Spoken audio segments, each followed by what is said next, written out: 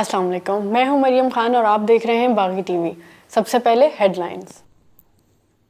چور lady health worker کے گھر کا صفایا کر گئے، مقامی پولیس خاموش تماشائی۔ باغی ٹی وی کے نمائندے وقاص سلیم انصاری کے مطابق کمالیہ میں چوری کی وارداتوں کا سلسلہ نہ رک سکا۔ کمالیہ میں لیڈی ہیلتھ ورکر اپنی بیٹی کا آپریشن کروانے ہسپتال گئی تو گھر خالی پا کر چوروں نے صفایا کر دیا۔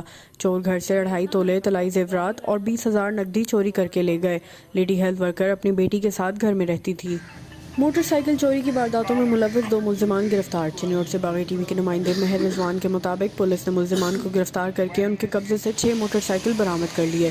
گرفتار ملزمان میں عرفان حیدر اور اعجاز حسین شامل ہیں، جو تھانہ سٹی پولیس کو مختلف مقدمات میں مطلوب اور سابقہ ریکارڈ یافتہ ہیں۔ ملزمان سے مزید تفتیش کا عمل جاری ہے۔